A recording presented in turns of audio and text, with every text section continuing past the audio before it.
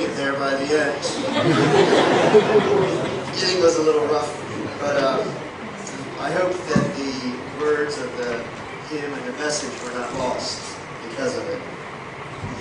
I pray that the words of my mouth now and the thoughts of each and every one of our hearts here today will be pleasing to God, who is our eternal rock and our Redeemer.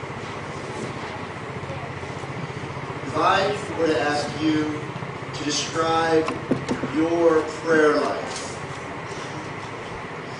what sorts of words would spring to mind? Think about it in your head. How would you describe your prayer life? What pictures would you use to portray it? What words would you use to depict it? Would you use words like fruitful, enjoyable, consistent, intimate, exciting, focused? I believe there are some people here today who would use words like this to describe their prayer life. But I think that probably the majority of us are not in that camp. I know there are some here today who have described their prayer life as vibrant and alive. But I think that many here today would not use those sorts of words. Maybe for some here today, you would pick out words less animated, less positive. Words like slow, dull. Words like uninspired or inconsistent. About unfocused, lackluster. Anybody here describe their prayer life as boring? How can talking to God be boring? How can talking to the Creator of the universe be dull? Should talking to God, shouldn't it be the most exciting part of our day? The thing that we look forward to most? I mean, think about it. Just imagine if you were meeting the Queen of England. Maybe you would be excited about it. Maybe you would clean your house. Or maybe royalty isn't your thing. What about meeting your favorite sports star, sports celebrity? What would that conversation be like? Would you be animated and excited? How about a politician that we admire? For many of us, that we have to imagine a politician that we admire. But just imagine it, a politician that you admire. Look at that. What would you say? Think about what you wanted to talk about beforehand. Maybe a movie star is your thing. You have a favorite star that you've seen all their movies. And now, you get a chance to meet them. You choose very carefully what item in your house you want them to autograph. Why then does talking to God rank so low on our enthusiasm scale? What's wrong with us? Why are we so easily distracted and lose focus? Why isn't there the thrill of talking to a rock star? Why would we be more thrilled if we got to meet a rock star than, or maybe some celebrity in our field of study or work, than talking to the God of the universe, our Heavenly Father? We spent a fair portion of our time this year studying about prayer. We've even spent some time practicing different sorts of prayer. Today, I'd like to give you something that might strengthen and help you in your desire to grow in your ability and your enthusiasm for talking to God. I'm hoping to give you a tool today that will help your prayer life to blossom. It's a tool. It's a method of praying. Now, keep in mind, there are several approaches to prayer, several ways that you can pray, several methods that you can use, and non-methods, and everybody's a little different. So maybe the method that I'm going to share with you today isn't your thing. I still think there are some things, some pieces, some ideas that you could draw from it, even if you don't like the method itself. Even if you are not interested in trying it, I think there are still some elements of the method that you can learn from and that can help each of us to grow in our prayer life. It's this sort of, if this isn't your sort of prayer style, that's okay. Listen to the elements as we talk about them.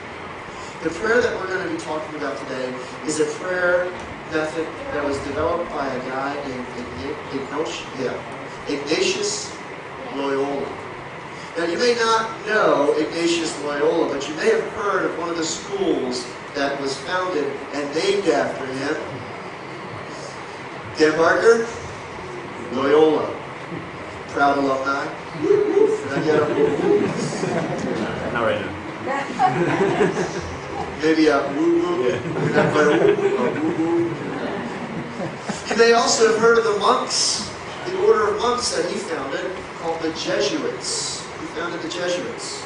But I doubt that many here have ever heard of the prayer practice that many of those Jesuits and many other people still practice today that Ignatius started so many years ago.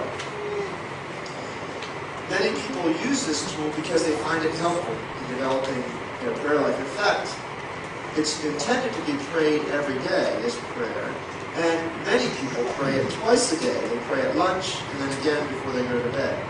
The prayer that Ignatius Loyola started, the practice that he started, is called the prayer of the Examen. Now that's not to be confused with the X-Men of comic book and music fame, or excuse me, of movie fame.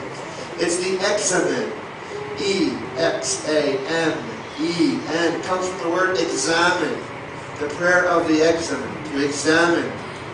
And it's intended to be, the prayer of the Examen is intended to be a divinely guided, prayerful self-examination or reflection.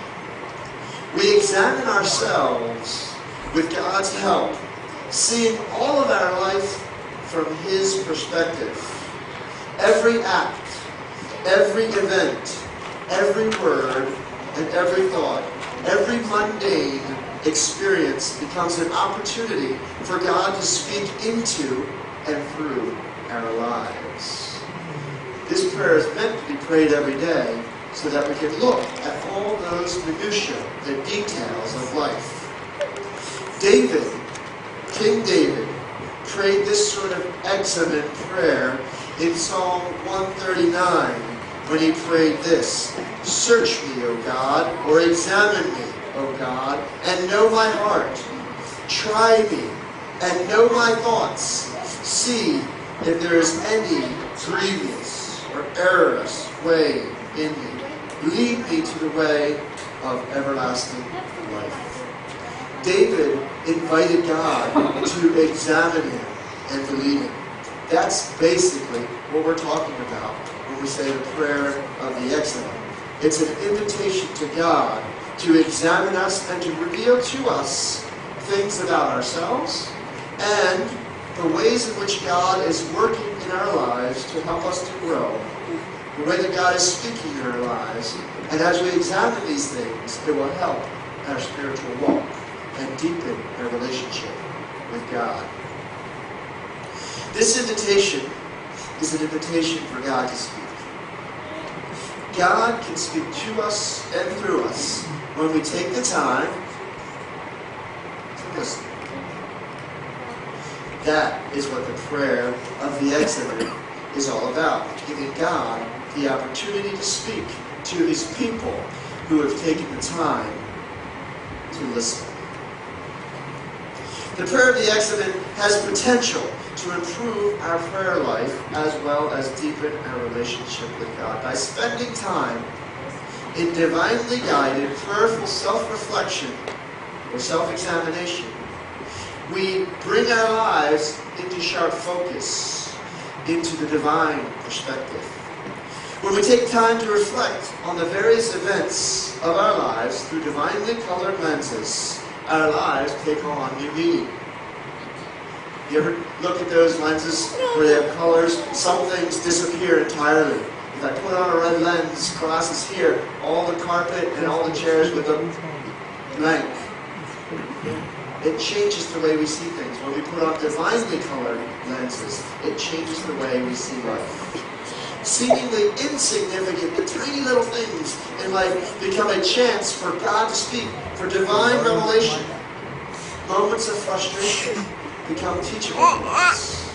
Wasted time becomes time for building a relationship with God.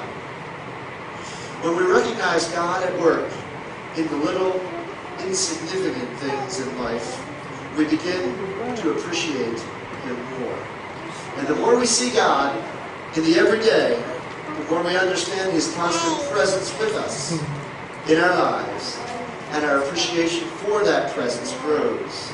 And so does, ultimately, our love for Him. When we train ourselves to see God in the lonely and dark corners of our lives, then we begin to grow in our appreciation of Him and our commitment to Him. By taking time to recognize and acknowledge His constant presence, we begin to sense it. A couple weeks ago, we talked about how sometimes we can't sense God. And why is that?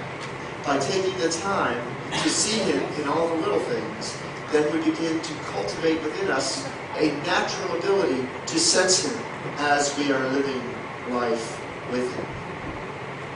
We begin to sense Him more constantly, and His omnipresence, you know that word omnipresence means always present, becomes less of a theological abstraction to talk about and argue and debate about, and becomes much more of a present reality that affects the way that we live our lives.